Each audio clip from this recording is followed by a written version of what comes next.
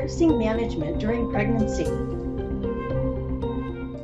Nursing management during pregnancy begins with preconception care.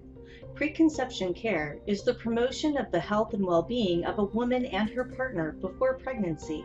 The goal of preconception care is to identify and modify behavioral and social risks to a woman's health or pregnancy outcome through prevention and management interventions. Preconception care involves going over a personal and familial history, a physical examination, laboratory screenings, going over a reproductive plan, and discussing nutrition, supplements, weight, exercise, vaccination status, and injury prevention. Women that wish to conceive should be encouraged to take folic acid at 400 micrograms per day, as well as to follow a proper diet and exercise regimen. Women should receive the influenza vaccine if planning pregnancy during the flu season. The rubella and varicella vaccines might also be recommended if there is no evidence to immunity to these viruses. The woman should also be vaccinated against tetanus, diphtheria, and pertussis. Preconception care is just as important as prenatal care to reduce adverse pregnancy outcomes, such as maternal and infant mortality, preterm births, and low birth weight infants. Adverse pregnancy outcomes constitute a major public health challenge. 13% of infants are born premature. 8.3% are born with low birth weight. 1 in 33 live births have major birth defects, and 32% of women suffer from complications during pregnancy. Risk factors for these adverse pregnancy outcomes are prevalent among women of reproductive age, as demonstrated by the following statistics. 13.4% of women smoke during pregnancy, contributing to fetal addiction to nicotine. 13% consume alcohol during pregnancy, leading to fetal alcohol spectrum disorder. 70% of women do not take folic acid supplements, increasing the risk of neural tube defects in the newborn. Taking folic acid reduces the incidence of neural tube defects by 2/3. 32% of women starting a pregnancy are obese, which may increase their risk of developing hypertension, diabetes, and thromboembolic disease, and may increase the need for cesarean birth. 3% take prescription or over-the-counter drugs that are known as teratogens, which are substances that are known to be harmful to developing fetuses. 5% of women have pre-existing medical conditions that can negatively affect pregnancy if unmanaged. Use of itrotetranoans, such as the brand name Accutane, in pregnancy to treat acne can result in miscarriage and birth defects. Effective pregnancy prevention should be implemented to avoid unintended pregnancies among women with childbearing potential who use this medication. No time during pregnancy is safe to drink alcohol, and harm can occur early before a woman has realized that she might be pregnant. Fetal alcohol syndrome and other alcohol-related birth defects can be prevented if the woman ceases the intake of alcohol before conception. Certain anti-epileptic drugs are known as teratogens, including valproic acid. Recommendations suggest that before conception, women who are on a regimen of these drugs and who are contemplating pregnancy should be prescribed a lower dose of these drugs. There is a threefold increase in the prevalence of birth defects among infants of women with type 1 and type 2 diabetes. However, when properly managed, these risks can be greatly reduced. Daily use of vitamin supplements containing folic acid at 400 micrograms has been demonstrated to reduce the occurrence of neural tube defects by 2/3. Vaccination is recommended for men and women who are at risk for acquiring hepatitis B virus infection.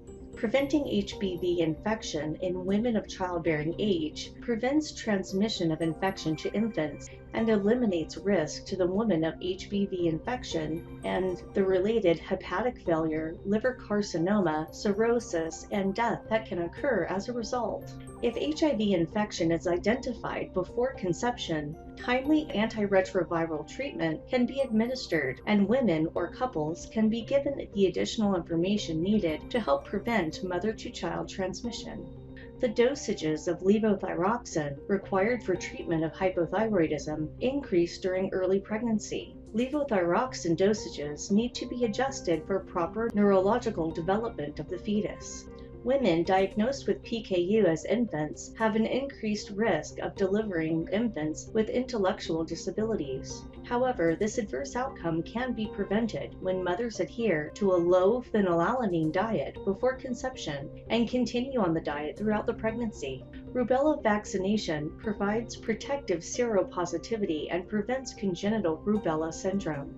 Adverse perinatal outcomes associated with maternal obesity include neural tube defects, preterm delivery, diabetes, cesarean section, and hypertensive and thromboembolic disease. Appropriate weight loss and nutritional intake before pregnancy reduces these risks.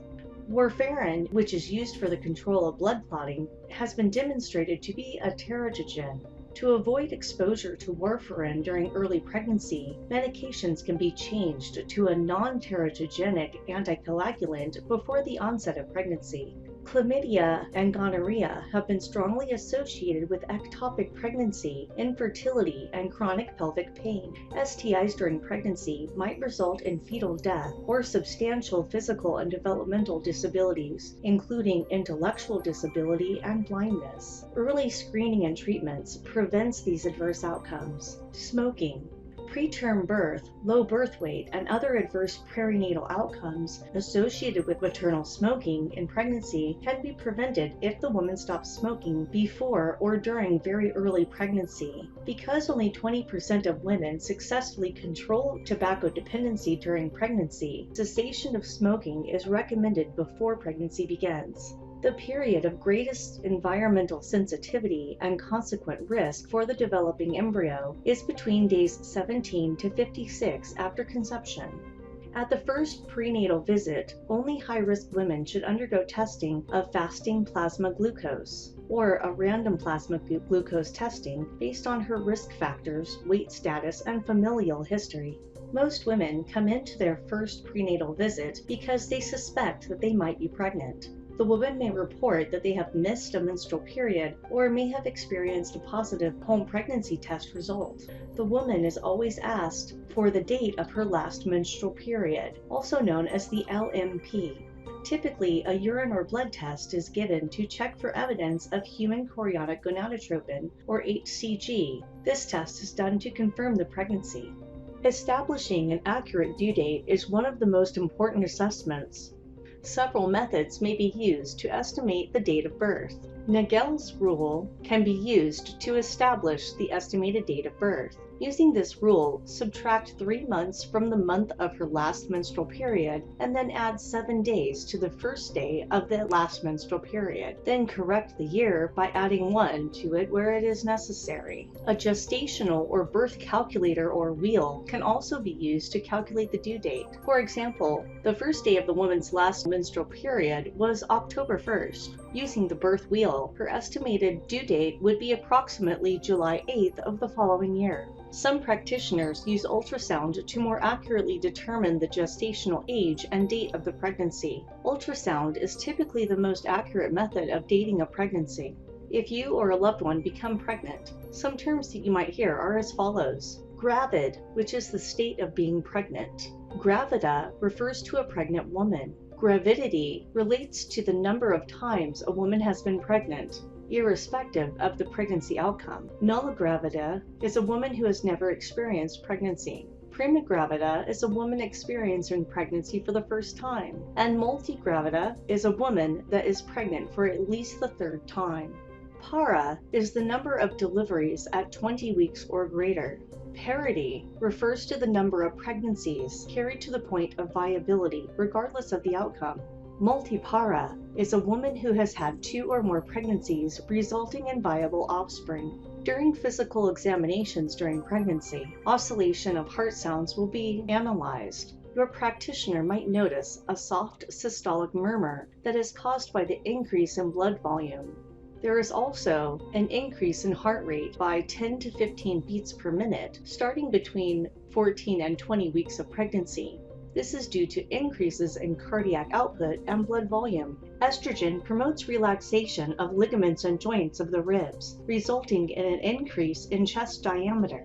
A practitioner might notice a slight increase in the respiratory rate to accommodate the increase in tidal volume and oxygen consumption. The appearance of the abdomen depends on the number of weeks of gestation. The abdomen enlarges progressively as the fetus grows. Your practitioner will inspect the abdomen for striations, scars, shape, and size. Inspection may reveal stretch marks and the linea nigra, which is a thin brownish-black pigmented line running from the umbilicus or belly button to the pubic symphysis. During physical examinations, the pregnant woman will be assessed for edema and varicose veins. If edema is present in early pregnancy, further evaluation may be needed to rule out gestational hypertension.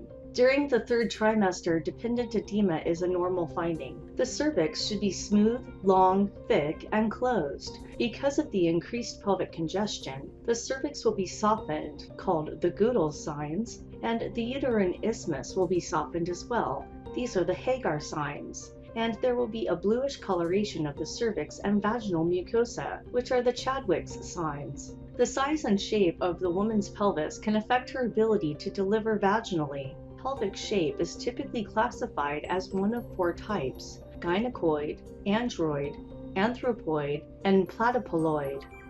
There are many common laboratory and diagnostic tests. One of these is the complete blood cell count, or CBC. This evaluates hemoglobin and hematocrit levels, as well as the red blood cell count to detect the presence of anemia. These tests also identify white blood cell levels, which, if elevated, may indicate an infection. Blood platelets are also counted to assess ability of blood clotting. Blood typing of the pregnant woman is sometimes done to determine the woman's Rh status and to rule out any blood incompatibility issues early. Rh negative mothers are likely to receive a drug called Rogam at 28 weeks gestation and again within 72 hours after childbirth if she is Rh sensitive. A Rubella titer is often given as well to pregnant women. This detects the antibodies for the virus that causes German measles. If the titer is 1/8 or less, the woman is not immune and requires immunization after birth. A woman is advised to avoid people with undiagnosed rashes. A pregnant mother should be assessed for hepatitis B. Testing for hepatitis B involves detecting the presence of hepatitis antibody surface antigen in the blood. HIV testing is also commonly given. This detects the HIV antibodies and, if positive, requires more specific testing, counseling, and treatment during pregnancy, along with giving antiretroviral medications to prevent the transmission to the fetus. Pregnant women should also be screened for certain sexually transmitted infections, such as syphilis, herpes, HPV, and gonorrhea, so that treatment can be initiated early to prevent transmission to the fetus. Cervical smears can also be given to detect cervical cancer or infections such as gonorrhea, chlamydia, or group B streptococcus, so that treatment can be initiated if positive. Continuous prenatal care is important for a successful pregnancy outcome. The recommended follow-up visit schedule for a healthy pregnant woman is as follows: every 4 weeks up to 28 weeks or 7 months, every 2 weeks from weeks 29 through 36, and then every week from 37 weeks to birth.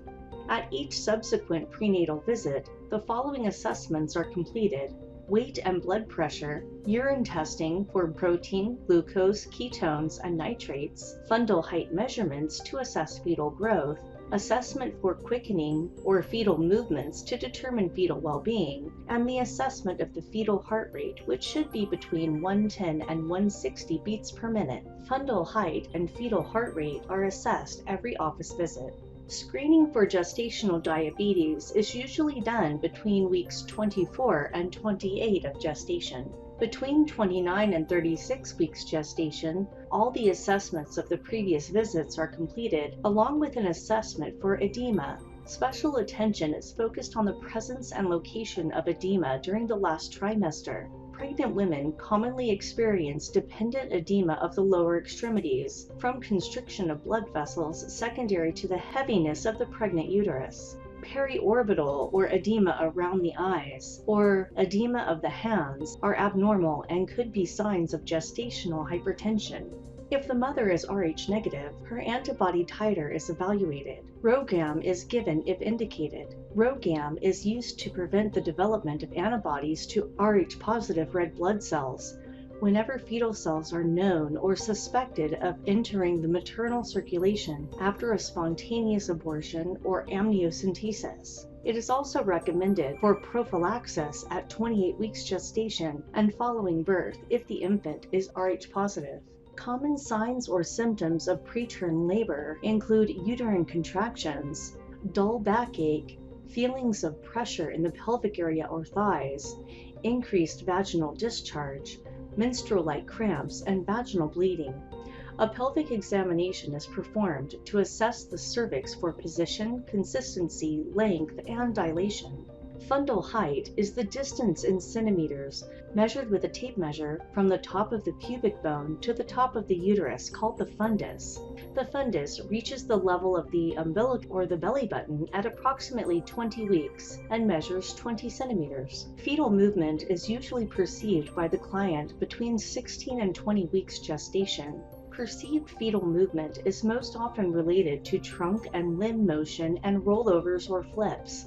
There are two techniques for fetal movement counts. Involves the woman lying down or sitting and concentrating on fetal movements until she has recorded 10 movements and the time span it took to achieve this number. The woman is instructed to notify her healthcare provider if she does not feel at least 10 movements within 1 hour. The second technique involves the woman lying down on her left side for 1 hour after a meal and concentrating on fetal movement. 4 movements should be felt within 1 hour. If 4 movements have not been felt within 1 hour, the woman should monitor the movement for a second hour. If after 2 hours 4 movements have not been felt, the client should contact her healthcare provider. Fetal heart rate measurements are integral to the fetal surveillance throughout pregnancy. Oscillating the fetal heart rate with a handheld Doppler at each prenatal visit helps confirm that the intrauterine environment is still supportive to the growing fetus. The purpose of assessing the fetal heart rate is to determine the rate and rhythm. The normal fetal heart rate range is between 110 and 160 beats per minute. There are also certain danger signs that a woman should be aware of during pregnancy. A pregnant woman should contact her healthcare provider immediately if she experiences any of the following. During the first trimester, if there is spotting or bleeding, painful urination, severe persistent vomiting, a fever of over 100 degrees Fahrenheit, and lower abdominal pain with dizziness and shoulder pain.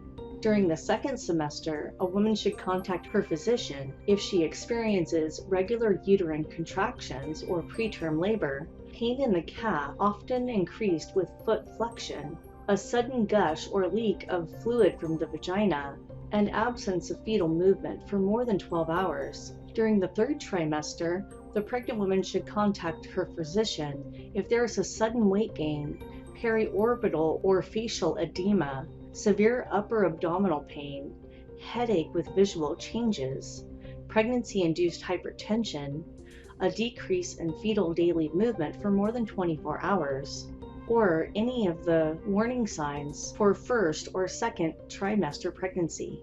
A woman should not confuse early-term contractions with Braxton Hicks contractions. Braxton Hicks contractions are not true labor pains because they go away when walking around or resting. They often go away when the woman goes to sleep. Braxton Hicks contractions are usually felt in the abdomen versus the lower back, as is the case with true preterm labor contractions. A pregnant woman will usually undergo alpha-fetoprotein analysis, or an AFP test. The optimal time for AFP screening is 16 to 18 weeks of gestation. Elevated levels of maternal serum AFP or amniotic fluid AFP were first linked to the occurrence of fetal neural tube defects.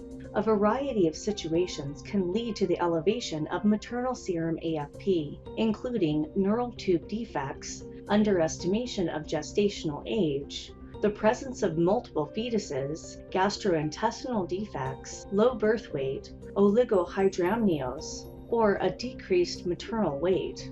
Lower than expected maternal serum AFP levels are seen when fetal gestational age is overestimated, or in cases of fetal death, a hyatidform mole, increased maternal weight, maternal type 1 diabetes, fetal syndrome 21 or Down syndrome, or trisomy 18 or Edwards syndrome.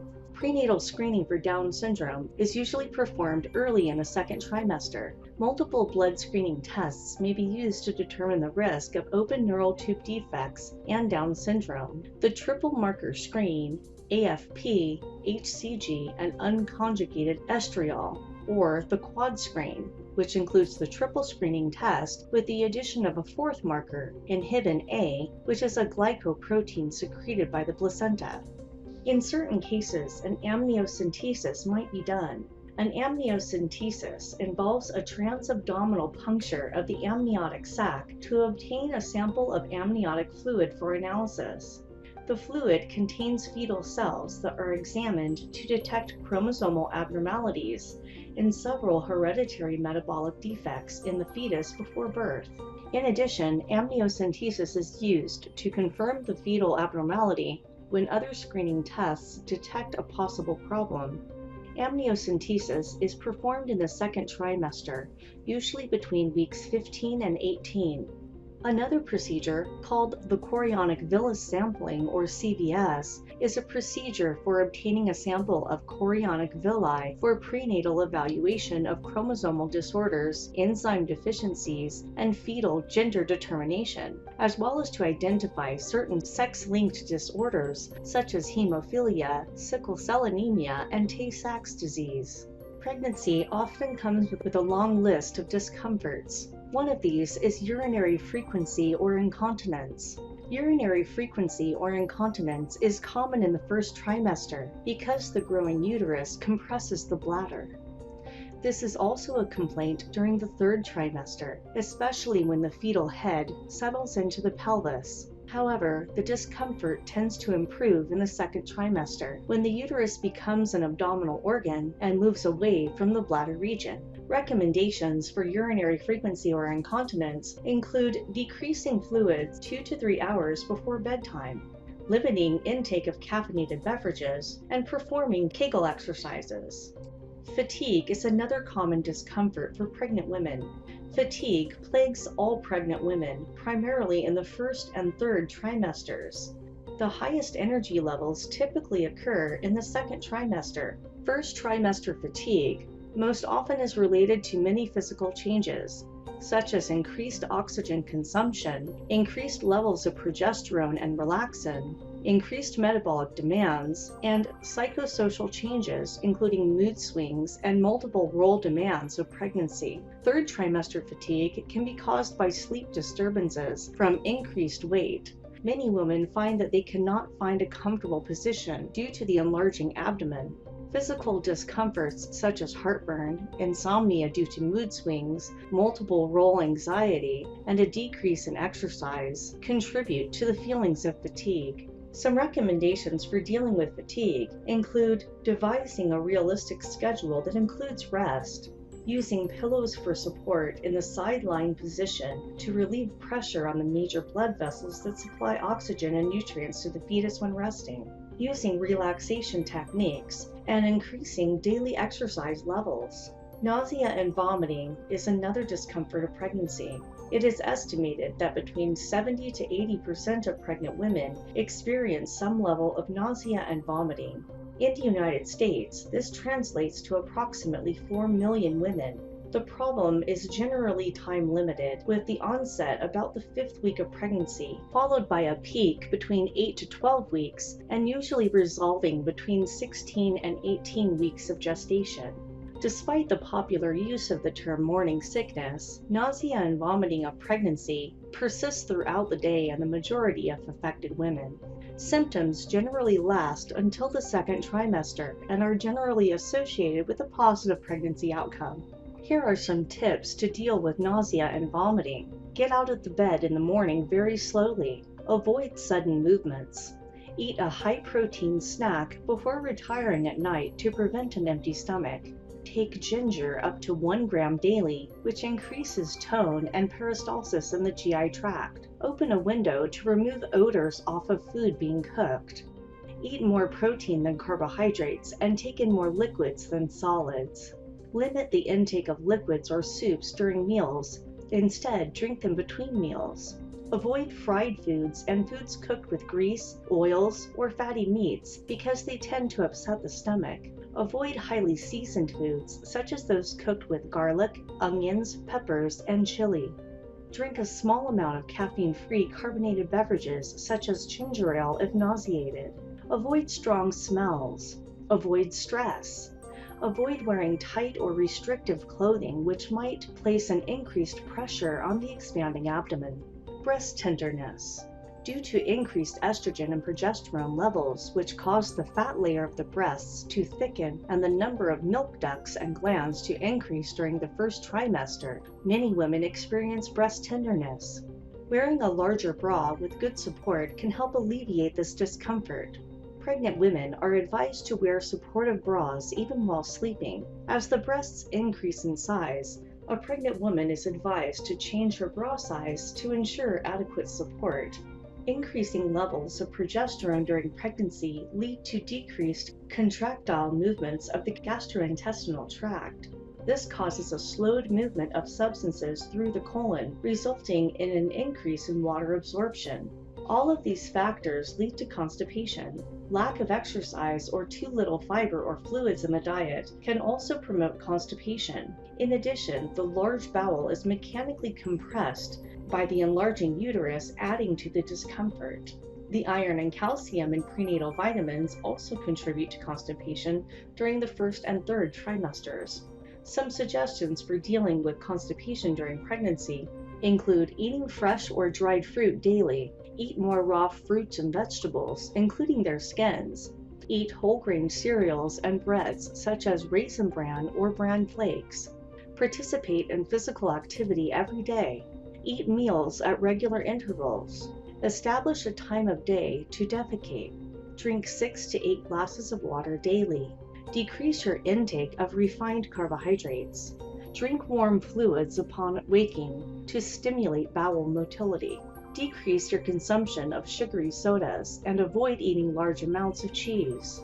Desires for certain foods and beverages are likely to begin during the first trimester, commonly called cravings. These cravings do not appear to reflect any physiological need.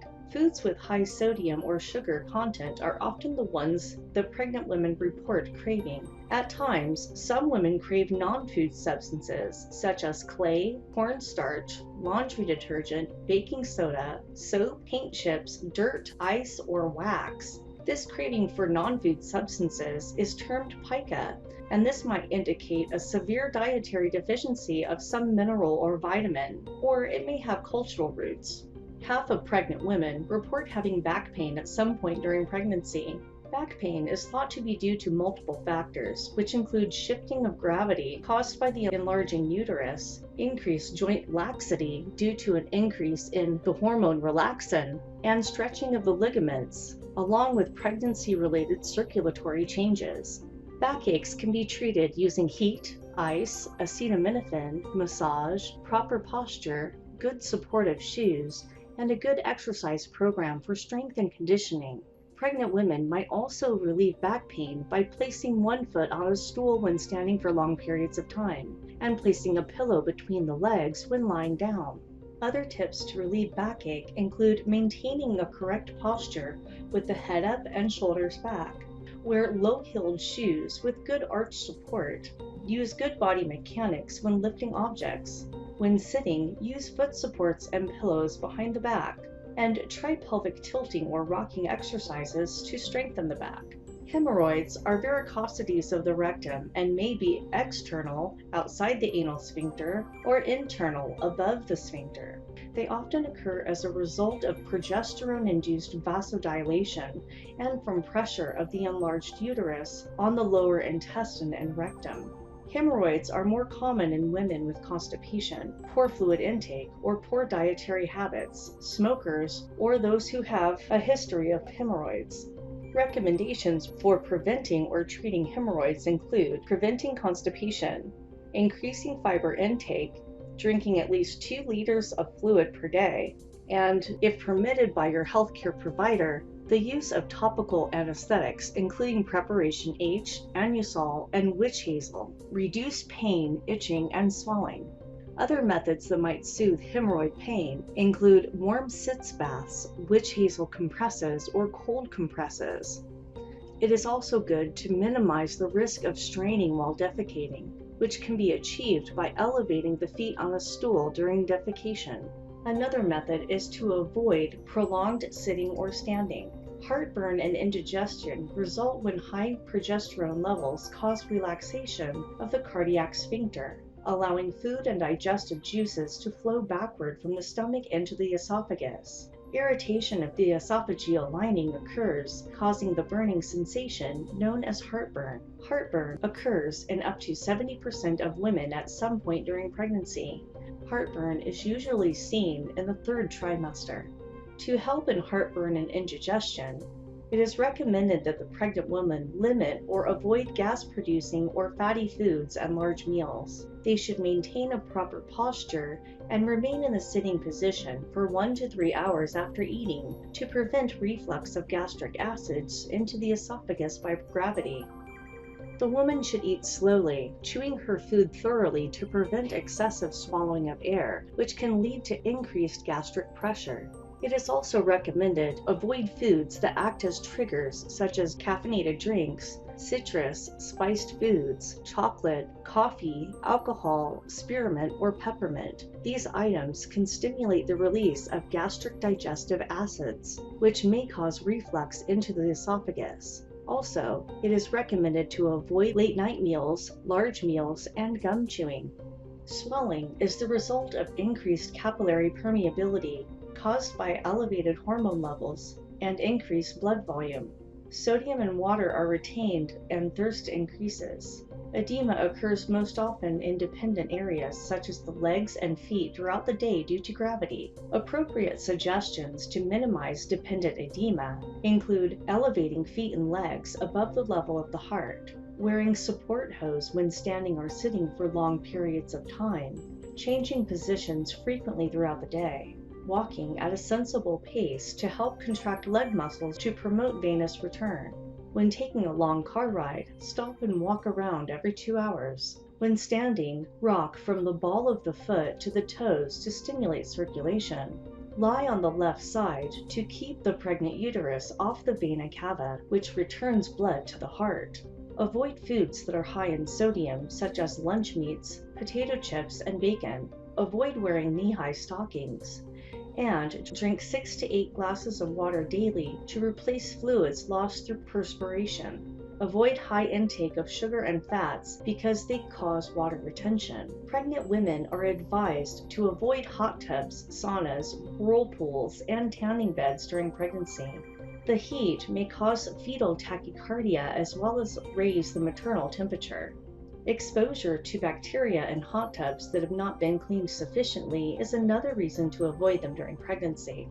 The physical and emotional adjustments of pregnancy can cause changes in body image, fatigue, mood swings, and sexual activity. The woman's changing shape, emotional status, fetal activity, changes in breast size, pressure on the bladder, and other common discomforts of pregnancy result in an increased physical and emotional demands. These can produce stress on the sexual relationship of the pregnant woman and her partner. However, most women adjust well to the alterations and experience a satisfying sexual relationship. An increase in pelvic congestion and lubrication, which is secondary to estrogen influence, may heighten orgasm for many women. Some women have a decrease in desire because of negative body image, fear of harming the fetus, fatigue, nausea, or vomiting. Many women feel a particular need for closeness during pregnancy, and the woman should communicate this need to her partner. It should be emphasized to the couple that closeness and cuddling need not to culminate in intercourse, and that other forms of sexual expression can also be very satisfying. Sex in pregnancy is normal. There are very few proven contraindications and risks to intercourse in low-risk pregnancies, and therefore these clients should be reassured. Lamaze is a method of preparing for labor and birth that promotes the use of specific breathing and relaxation techniques. Slow-paced breathing is associated with relaxation and should be half of the normal breathing rate, 6 to 9 breaths per minute. Modified paced breathing can also be used for increased work or stress during labor to increase alertness or focus attention, or when slow-paced breathing is no longer effective in keeping the woman relaxed. Patterned paced breathing is similar to modified paced breathing, but with a rhythmic pattern. It uses a variety of patterns with an emphasis on the exhalation. Thank you for watching.